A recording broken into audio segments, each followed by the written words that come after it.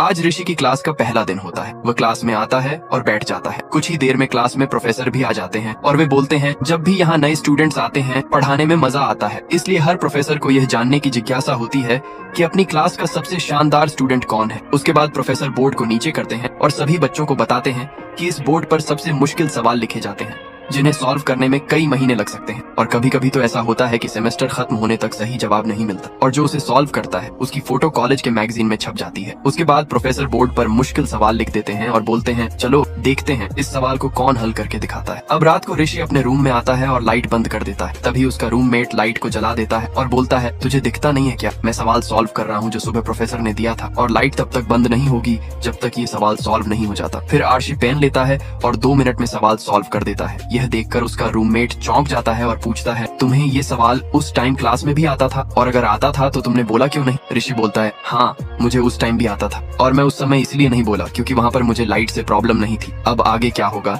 ये देखने के लिए पार्ट 2 के लिए लाइक करें।